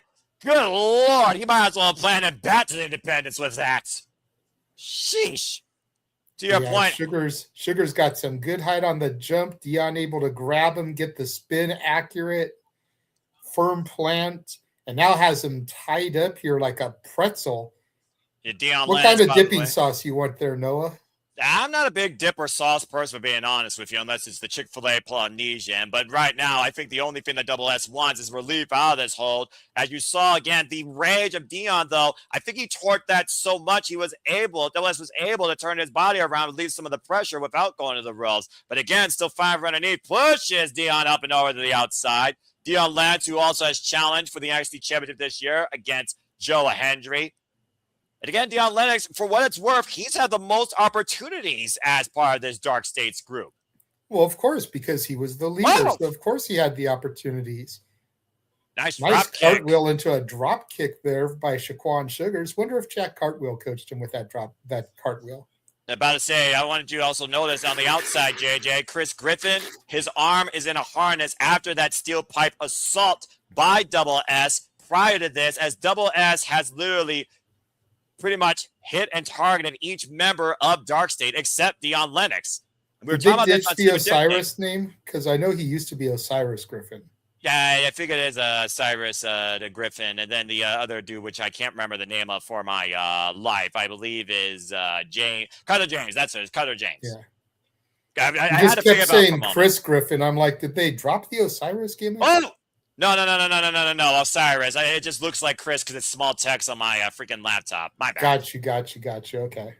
Backbreaker, face first. Great combination by Double S. The cover hook on the far leg. Notice they have a kinesio tape running down the back of Double S, by the way. Still feeling the effects after being excommunicated by Dark State with that triple power bomb through that announce table.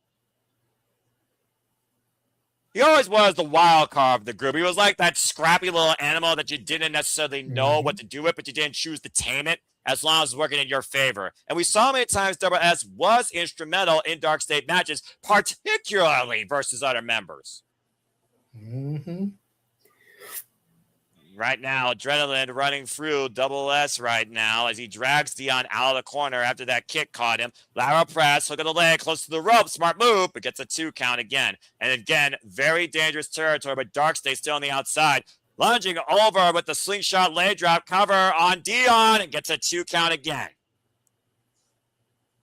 I gotta admit, I'm impressed right now. This is the most organized I've seen this unorthodox member of this group actually wrestle. He's wrestling a very smart match. Against its arch nemesis, nonetheless. And again, though, Double S needs to stay focused on the one man he came to defeat tonight to remove himself from his past. Bring it up to the top rope. Took too much time gaining his balance once he sprung up there. Great agility, but took too much time to gain his composure, and Dion Lennox capitalized. Now, Dion on the ascent, though, but Double S still fighting back. Again, dangerous territory to be up in the corner here, trying to find his footing. And Dion, though, looking up Double S, and oh my! Belly to back drop across the top turnbuckle. Right on that Kinesio tape, too. You can see it damn near falling off of him. Yeah, immediately Dion on the attack now, bringing it back. Double S inside the ring. Oh, shot! Cover into the cover off the press and gets a 2 count off that ridiculous snap. Tilt-a-whirl body slam. Take a look at the replay here again and watch the way that he lands and bounces off that top turnbuckle to the floor. And this insane takeover power maneuver by Dion for the near fall. That was almost like a standing full flip power slam. And again, though, Double S still fighting back. Oof. And both these men literally fueled by their own rage here. Went for the Instagram again, able to duck underneath, Dion the move. What? God, turn inside with a lariat. Decapitating him. And again, another short range. Inside leg hook. Kick out at 2 by Double S again, who somehow wills himself back up to his feet, showing his defiance and resilience. Swinging for the fences, though. He doesn't even know where he is right now, JJ. Like, seriously. Wolf. Sidestep. Big boot. Another kick. Takes Dion down, though.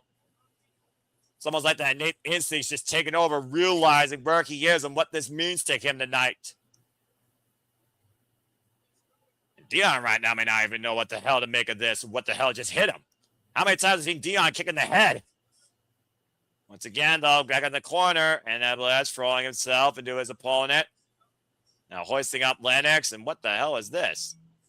Oh, no way, no way. Whoa, whoa, whoa, and Dion almost like just falls out of it. Once again, though, Double S up to the top rope. And just drops like down into a frog splash. And gets the win! So here comes the rest of Dark State. Well, we knew this win was going to come with a price for either man here tonight. And I felt like that the price was going to be paid more heavily by Shugs here. And Osiris and Cutler just took off their knee pad and their freaking sling. I don't think Dark State's injured at all, JJ. Oh, boy. Now hoist it up, and oh, my gosh. Let's see with a pop-up turnaround power bomb. It's one of those things right now where the definition of looking at anything like a winner after the fact is what Double S is tonight.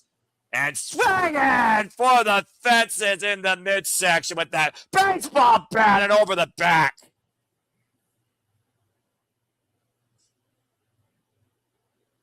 And again, Dark State runs rampant, this time at the expense of one of their own former running mates. How hollow a victory must feel right now, JJ, for this man. Oh, absolutely. Won the battle, but he did not win the war. Oh, yeah, this is far from over, I assure you. Good grief. That was an assault and a half. But as the action rolls on here, coming up next, we saw the Women's North American Championship contended for. We will now see the men as Myles Borne defends the gold against former, outfitting, faction running mate Tayvion Heights. NXT North American Championship match. Up next, the Great American Bash will go backstage to a defeated Tatum Paxley, unfortunately. See what you got to say here.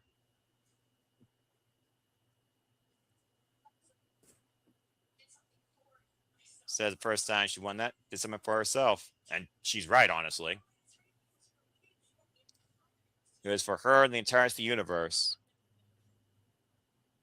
Now she feels empty and sad. Now she feels scared. Uh-oh, here comes Kalani. Can't she just stick her own freaking nose out of everyone else's business already? I can't believe she's still down here, if we're being honest. She should be up on the main roster with Carmelo.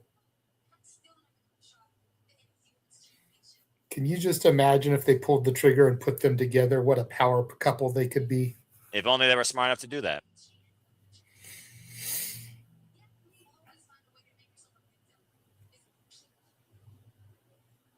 Yeah, Kalani mocking Tatum right now, which is not a wise idea. Ooh. Oh! Oh, crap!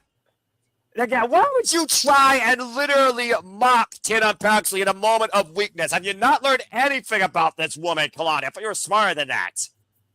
Well, clearly, emotions running high here at a boiling point. And now as Klein Jordan feels like she is the victim in her own right, considering she's not challenging for the NXT Women's Championship. Wham, wham, you tapped out.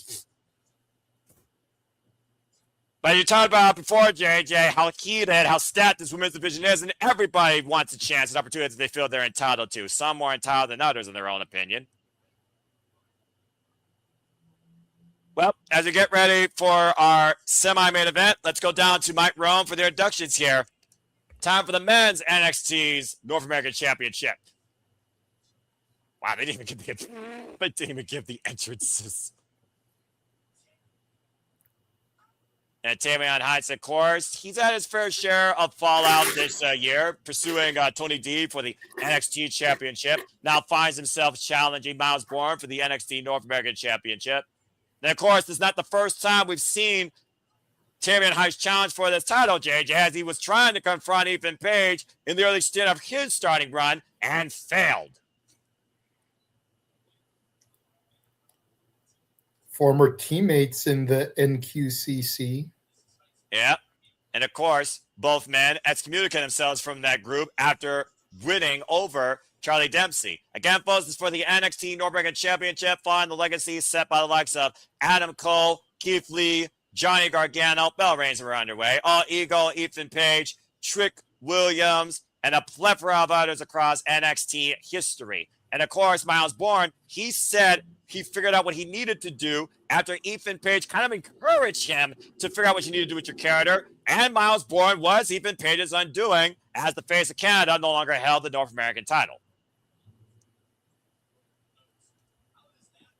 And, of course, Myles Borne, might I add, he's also has more pinfall wins over Tayvion Heights. So how does that play in the challenger's head, JJ? I mean, you got to figure if your adversary owns you in the ring and owns you in victories, on the one hand, it messes with you because it's like, what do I got to do to beat this guy? None of my best, nothing I've ever tried has worked. But on the other side of the coin, you get to the mentality of, well, today's going to be my lucky day. I can't go without getting at least one victory. So today's going to be that day.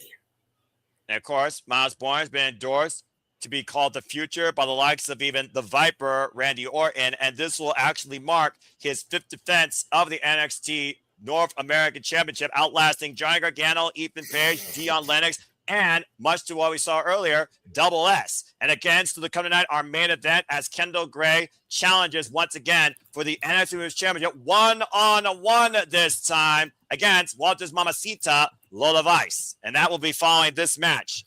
It's interesting right now. We're just seeing more of an amateur wrestling background exchange here right now. Both these men kind of will tie up here, just trying to grip one another as the referee causes the break.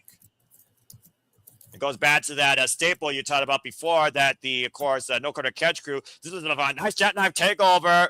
And Myles Borne able to bridge up, looking to hook up Tayvion Heights. Tayvion Heights, of course, former Olympian. And Myles Borne right now with the backslide. Rolls through. Again, though, still maintain wrist control. Irish whip as Tayvion prevents collision turnbuckles. Oh, gosh. How much of that was a roll through and how much of that was just Tayvion's weight being able to shift? Yeah, I'm about to say, there definitely is a weight differential here, to your point. But take a look at the replay here. I'm not sure that inadvertently was what both men were figured about doing in that moment. Nice drop kick, though, since Tayvion Heights up and nowhere to the floor. Heights all the way to the outside. Myles Borne still staying hot on the challenger. Myles Borne, by the way, folks, only 4 years involved in this game. Of course, literally disciplined out of the WWE ecosystem only, as these two are locking horns here tonight at the Great American Bash. Fireworks ablaze for the NXT North American Championship.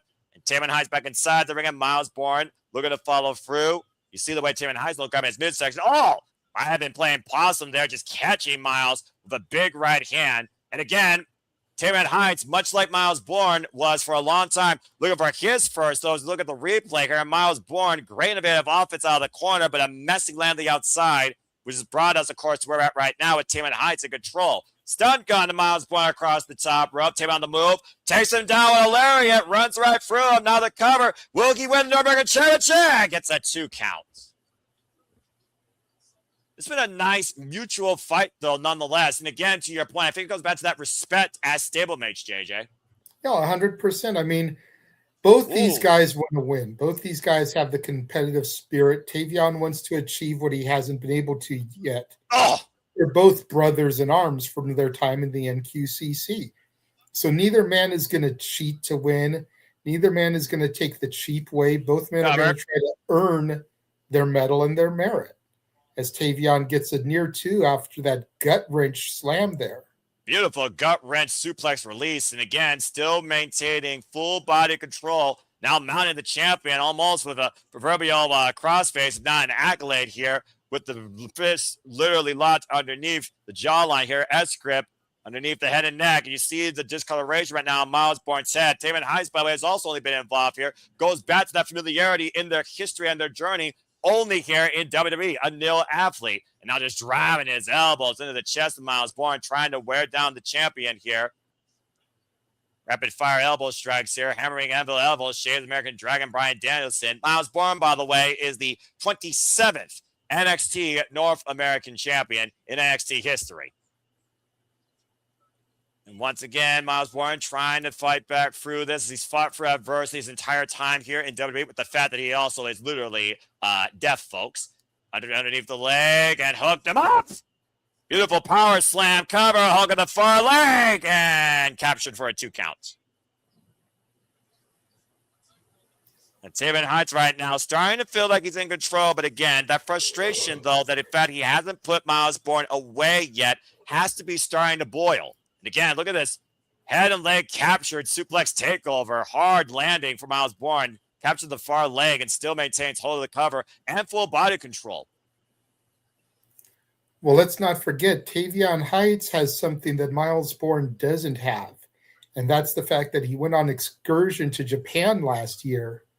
So he's been trained a little bit in that style as well. Yeah, King's Road style, to your point, of course, led by the wrestling genius himself, the now retired Keiji Muto. As to your point, they were involved in the N1 victory in the arc, Pro Wrestling Noah. Hammerlock into the shoulder blade, into the turnbuckles, and once again bringing the arm, taking him down by the arm right now, possibly looking for the submission, maybe a Fujiwara arm bar, if he could hyperextend it. And again, Myles Borne, though, smart move, keeping his body not pressed on the mat, on his side right now, alleviating some of the pressure and trying to find leverage, trying to roll through. And again, you see the way that a lot has been taken out of Myles Borne here. You can see the way they slowly able to get back up to his feet. And of course, Tayvion Heights, the tail of the tape here, obviously the stronger of these two men for the power game. Nice suplex takeover into the bridge cover. Tried to pull the Northern Lights, unable to stick it. Oh. And Tayvion Heights right now, they take a shot immediately with the fact that he just recently earned this #1 contenders chance after beating Jackson Drake of the Vanity Project. Up in the fireman's carry again, and Myles Borne hoisted up and over and looked like he was trying to stop his landing, grabbing the top rope and still falls to the 8th floor. And again, I don't think Myles Borne could have held on to that rope the way he wanted to with all the damage done to that arm. So clearly, Tayvion Heights' work is showing progress here. Now bringing back the champion inside the ring, immediately going for the cover and gets a 2 count. And Myles Borne right now is in a very, very vulnerable state.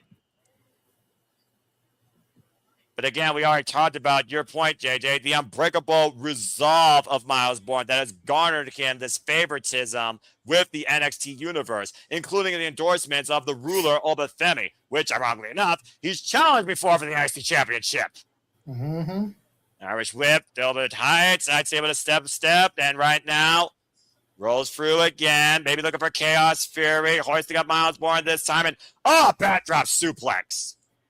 And cover, executed perfectly, gets a 2 count here. It's been nothing but a freaking clinic right now by Tayvion Heights more than anything in this match. No, 100%. I mean, Tayvion's showing that he is worthy of taking the step to that next level. He just hasn't had the opportunity as of yet. Again, opportunities like this come so rarely as Tayvion Heights looks to seize the NXT American Championship. Drop kick takes Tayvion Heights down as Tayvion Heights right now might be in the proverbial back seat. And Myles Borne looking to regroup. Reverse DDT taken down. Here's the cover. Hook on the far leg. Attack gets a 2 count. Woof. That bounce back, comeback ability that Myles Borne has shown us here since his stint in NXT. Up and over the floor goes Tayvion Heights. And again, Tayvion Heights made one mistake, and Myles Borne has been able to capitalize. And right now, belly belly throw on the floor out of nowhere. We haven't heard that before. And Tayvion rocking the orange and black shades of Taz with that suplex. The referee starting his 10 count, though. Of course, Tag joins his hands via pinfall or submission inside the ring. Count up to 5 right now. That count does not play in favor of either of these men here right now. And Tayvion Heights bringing Myles Borne into the ring. Sense of urgency. Cover over the far leg. Side press and a 2 count. And again, JJ, I get it. Count out doesn't affect the champion. But there is I was going to say I'm pride. a pushback there because it would benefit the champion. So, but you know there's a pride with the champion, especially considering he's facing electric chair drop by Tayvion Heights. He doesn't I agree want with to you leave there. a count out. I agree with you there, but you can't say that wouldn't benefit anybody because it would definitely benefit the champion. Big splash, messy landing, covered by Tayvion Heights on the far leg for a 2 count. I think he caught more of his knees versus his torso, which meant the impact was softened. And I just feel like that Myles Borne, he would be like one of the men that just would not take a count out under any circumstance. German suplex, especially against somebody that was a brother to him as he found his way here. Drop kick sidestep by Tayvion Heights, and now Myles Borne again going back to work. Up in the fireman's carry with the champion, and oh, wow! Borne again, cover territory, gets it! Unbelievable. Out of nowhere, again, Borne again leads to Myles Borne holding on to the NXT North American Championship. Wow. A good match, though, I will say. Again, commendable effort by both men. As, of course, folks, we now prepare for our main event. Before we continue, again, I'd like to say happy 4th of July to all of you. Happy 250th birthday to America. And thank you all for tuning in. Please subscribe, comment, tell friends. It's been a heated night. And, of course, things are going to heat up with NXT Heat Wave come Sunday, August 30th. Speaking of things that are coming ahead, we're going to take a short break before our main event and show you what's next at the Simply Reliable Studios with our watch-along trailer. And now for a taste of things to come.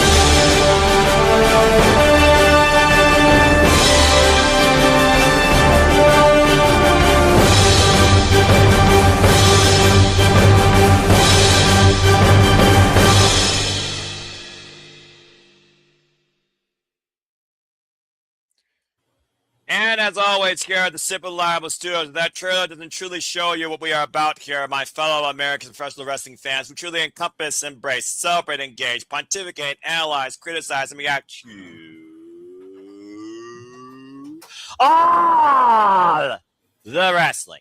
And welcome back here to the Simple Reliable Studios in this special 4th of July coverage of the Great American Bash. Again, I am the Kendal Foster with the Renegade of Wrestling J.J. Williams, and shout out to Mr. Reliable Walter Cruz, and shout out to all of you that have been tuning in for our coverage tonight of this one-of-a-kind, fun, annual national delight as we get ready for our main event where the women take center stage as only NXT can bring, as Lola Vice will defend the gold against Kendal Gray for the NXT Women's Championship. JJ, it's one of those things where you don't know necessarily who in this business is like your Robin to your Batman, or maybe even your proverbial Joker to your Batman, your Superman to your Batman, your peanut butter to your jelly, your day versus night, your salt versus pepper. When the two just work so well together. We have two crossover athletes contending for the NXT Women's Championship. One came from MMA and transcended to the world of wrestling, much like Shayna Baszler. One came from an all-amateur wrestling background and now finds himself becoming the superstar of the future. What Kendal Gray and Lola Vice have evolved as in NXT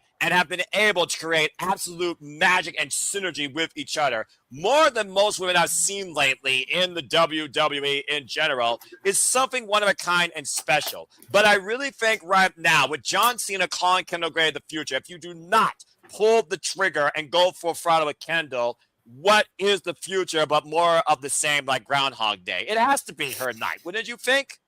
Oh, 100%. And especially with it being a show like the Great American Bash, like it almost seems poetic for an American Olympic style amateur athlete a la Kurt Angle to ascend to the heights of her show, NXT, at the Great American Bash. Like, it just seems too Disney-esque, you know, like it's too good to be true. It's too perfect. And you mentioned the chemistry, Jesus Christ. Good grief. Hank through the table there. All right. You talk about the chemistry that they have together, you know, and maybe this is a bold comparison, sir, because this is a comparison that goes to not my NXT, damn it, but your NXT. Damn it. Dare I say they are this generation Sasha and Bailey.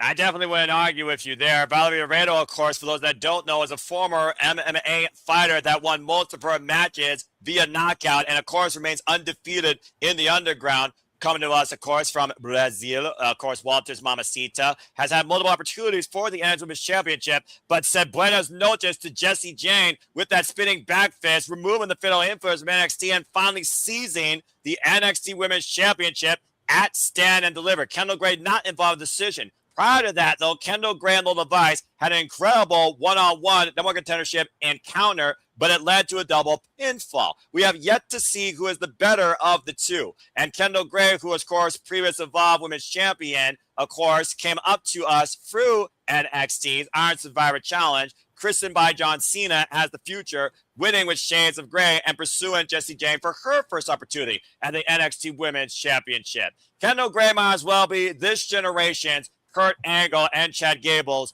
fusion together if there was ever to be a woman with the graphs as an all-round collegiate athlete who used to wrestle with the men and was practically undefeated for the duration of her career. In fact, Kendal Gray is a 10-time high school All-American Fargo runner-up and a former 2018 cadet world team runner-up, and she placed third at the 2018 Literal Surround Cup in Japan.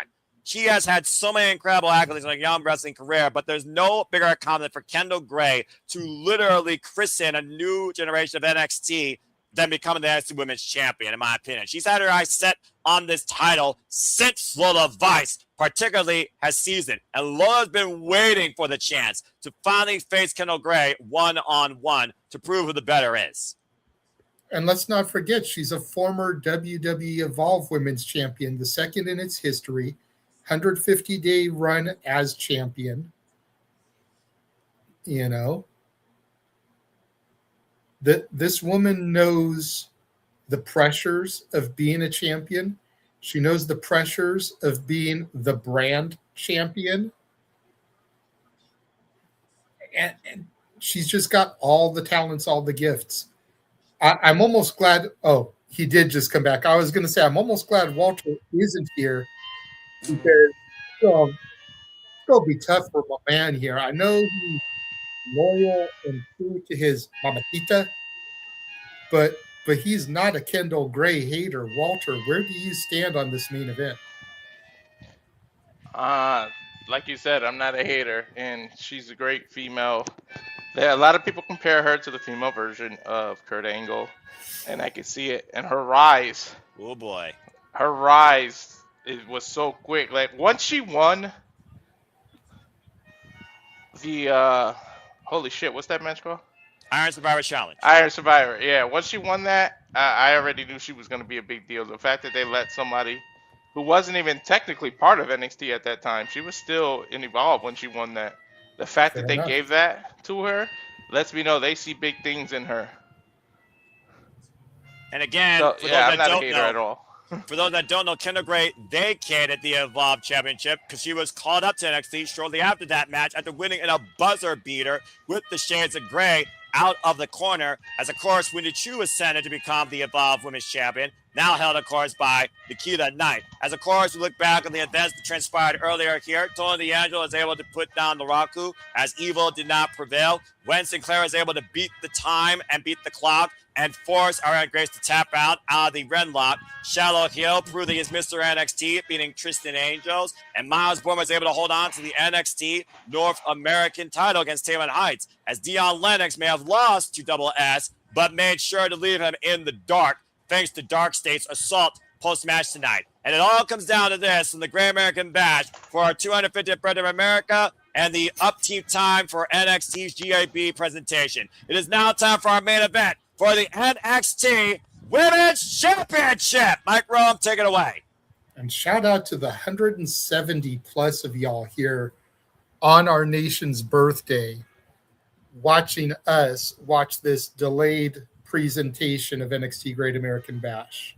Kendal Gray, let's go to work. Your theme's still generic Def Rebel crap, but nonetheless, though, if there's a girl that feels like she's already ready for a workout, it's definitely this all-around collegiate athlete, modern-day incarnation of Kurt to your point, sporting the red, white, and blue, and there is her family at ringside, here to see their daughter in this championship opportunity. And, of course, Kendal Gray has earned each and everything that has been put in front of her in her young wrestling career, in her entire athletic career. Don't forget, Lola had her father at one of her championship matches. She didn't come away with the win. To your point, it was her first one-on-one against Jessie Jane in her home turf, and she lost. But Lola Vice finally made it to the summit. Lola Vice now, who finds herself in her third NXT Women's Championship match, only being part of NXT for 7 months, looks to make third time the charm. That's crazy. How long was Kurt Angle on the roster before he won the title? I think it was less than a year. Yeah, it was less than a year. He debuted at Survivor Series 99, and he won the title. That's September, I think. September, October. I want to say it was Unforgiven 2000. So that's like 10, 11 months. So he did it in less than a year, too. And she's doing it. She got this opportunity in 7 months.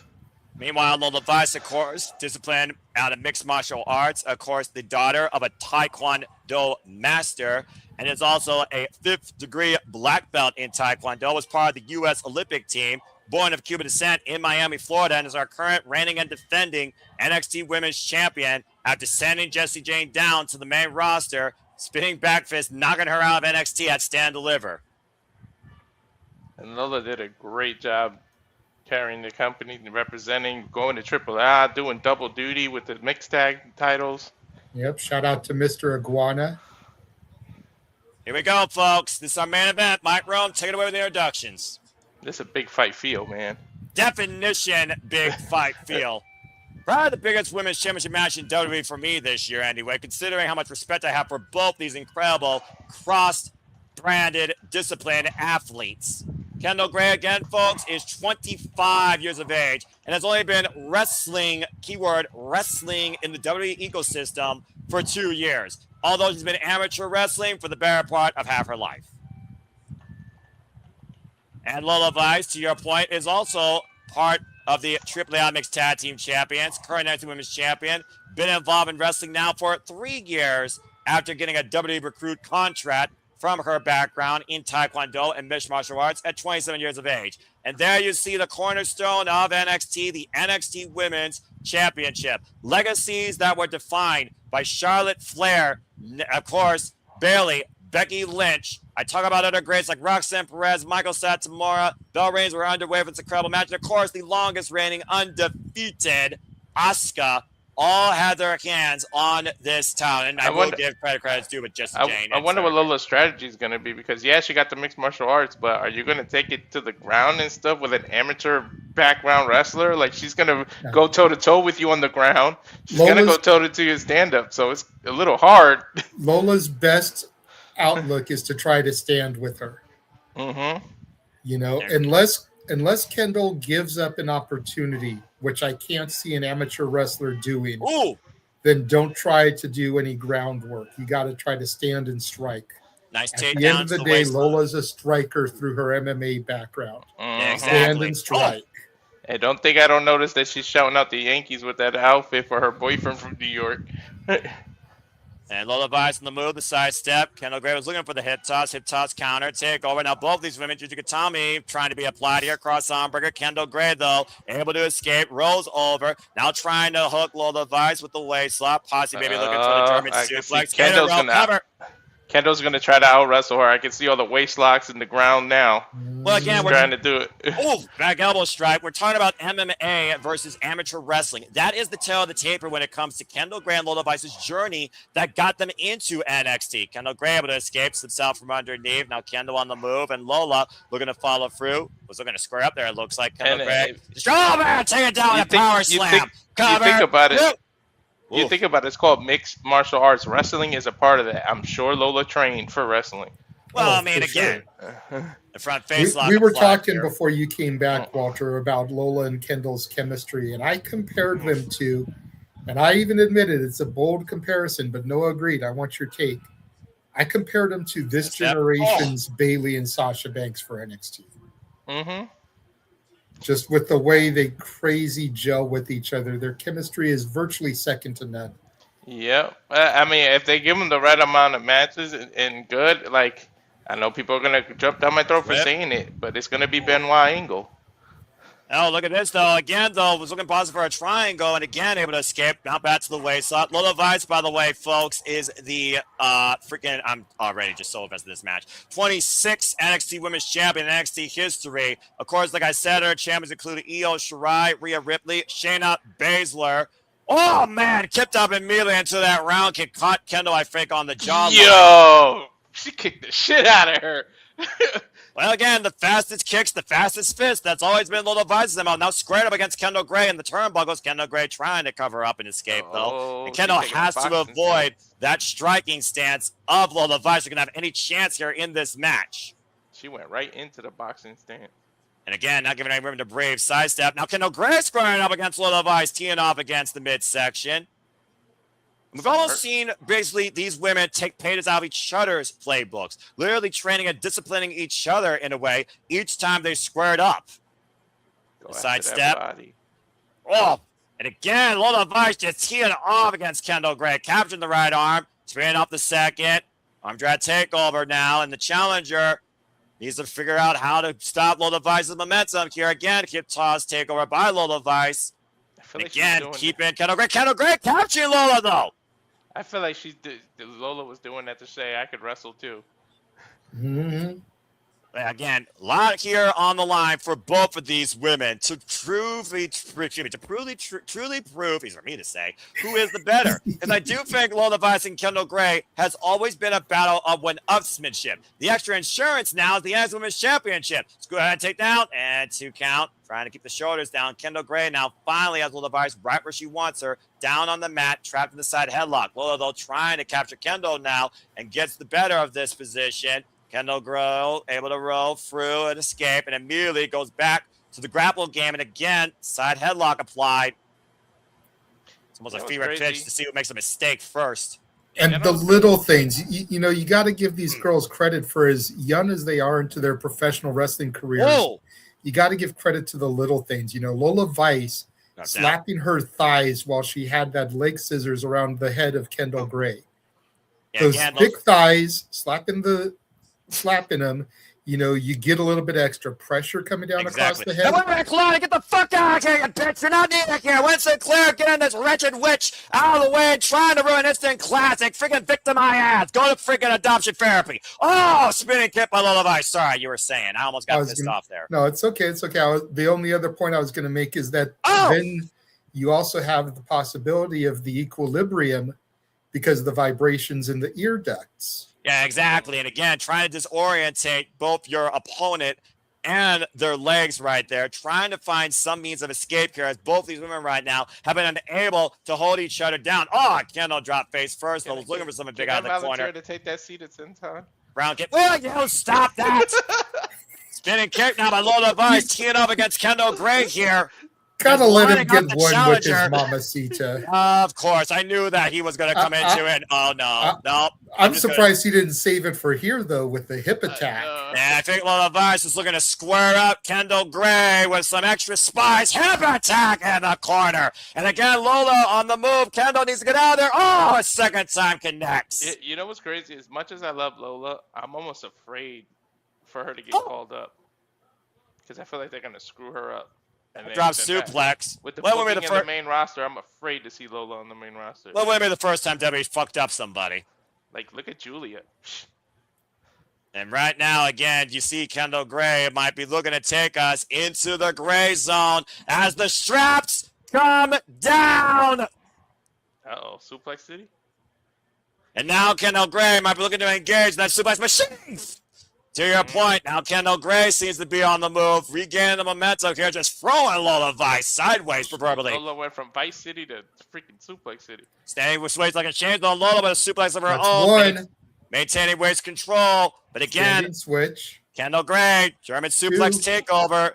See, this reminds me of Benoit and Angle. Both women right now are literally just trying to keep up with each other. I love this. Back elbow strike, swing and a miss. And Lola, though, big German suplex up and over goes Kendal Gray. Say what you want about what did personally, but every time he got in that ring with Angle, them shits were classics. And look, it's just a matter of separating the person from the performer. You cannot take away what Christopher Benoit did in the ring. What he did that weekend can never be forgiven for, but everything that he did in the ring leading up to that, you cannot second guess, you cannot take away. And again, these two getting into a slapping fest right now. And again, this is their second ever singles match, I want to point out, folks, despite the fact they have shared a multitude of matches in some capacity. 14 of them total, by the way, in their young careers. 13 total, by the way, in their young careers. These two have shared a ring with one another in some capacity. Huge super kick. Catching Lola on the run, and now Kendal on the move up the second rope. Oh, and jumps off into a spinning solot. And that blind momentum just snuffed with one shot by Lola Vice. Picture perfect off the apron. Get with another seated senton. Well, Kendal though rolls through and hooks the ankle. Yeah, but it's outside this the ring. isn't gonna. Yeah, I was gonna say this does her no good because it's outside the ring. Referee with the 10 count. Whoa. The best case scenario is you weaken the ankle so that once you get her back in. Now, Shades of Gray! Shades of Gray on the outside, to your point, though. She can't win the title out there, and that was right in front of Lola Vice's family. Yeah, it's dead weight now, too, to try to throw back in the ring. NXT Universe standing on their feet as the NXT Women's Championship hangs in the balance. Referees count up to 7. Kendal Gray knows she has to bring the champion back inside and does so to break the count. Now Kendal Gray might be one move away. Looking for the same way that Capital in NXT. Wait, cut the kick instead. Another ankle lock applied. Center of the ring this time. Center. That was dangerously close to the stairs when she did that too, by the way. Well, right above the Slim Jim logo. Will Lola Vice tap out? Will she roll through? Will she force the break? Will she go picture it? Will we see a new NXT Women's Champion? And Lola rolls through now and hooks the ankle of Kendal and brings her back to center. Well, you know she's won by submissions before. Snapper Yes. cat. And on the roll right now, sitting down, looking for the victory roll counter. Meanwhile, Ginger Katame, Clive, cross-arm breaker into progress here. Lola Vice still able to lock the wrist, lock the grip, prevent the hyperextension. Now trying to roll for again, readjustment, and just mounting and teeing off against Kendal here, looking for the cross-arm breaker. Now Kendal looking to lock up here. Each time one of these two goes for a move, the other one answers in kind with the same move attempt. Now allowing Lola to advance. Now the Kendal advance. Shoulders down. Finally forces a break. It's a case of anything you can do, I can do better. Oh! Renegade choke applied. And she's got the body grapevine.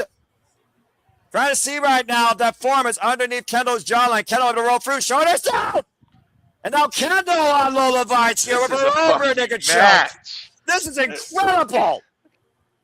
As I expected it be from both these two amazing athletes here. This is professional wrestling, damn it. And for once, for WWE, I can say that. Oh, stun gun across the top rope.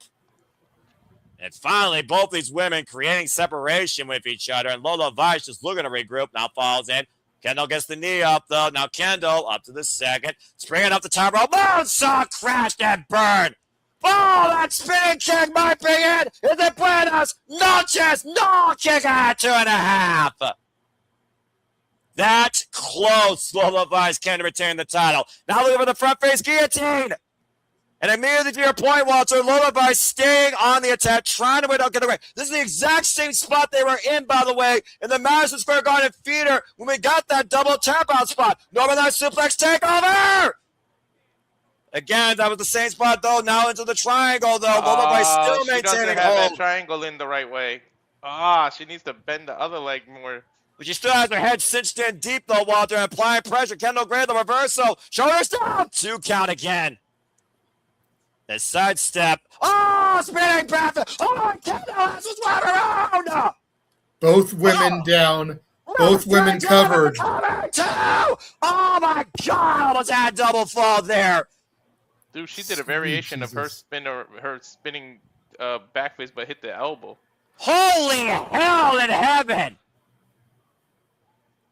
And both these women absolutely spent with the arm draped over each other, both with the kick out as we continue here at this main event. Match of the night, they ain't even over. And Kendal Gray and Lola Vice once again teeing off, testing their mental with these elbows here. Something's got to give in this fire shot exchange. High kick blocked off. Kendal Gray, furious offense, spinning solo by creates distance. Once again, spinning high kick. Again, went for a spinning back fist. Went for the spinning elbow. Spinning back fist now again. Out of the corner off the second. Oh, shades of Gray! Cover! 2! Kendal wins! Wow. She got it out of nowhere. Kendal Gray is the face of NXT and the new NXT Women's Champion. Welcome to the Gray Zone. If you ever brought back like that Lions Den match, no ropes MMA match, these two would fit it perfect. A fever pitch of a mistake and a moment found led to Kendal Gray out of nowhere seizing the title with shades of gray in an absolute classic. Take a look again. That spinning back fist, rebound Kendal off the ropes into a spinning back elbow, and both women with the arm draped over each other nearly got a double pinfall there that would have had Lola retain. That spinning high kick that Kendal was able to dunk underneath, spinning back elbow ducked underneath, spinning back fist underneath, out of the corner off the second row, an immediate short-range impact, shades of gray, and Kendal Gray wins gold. And there's Wren.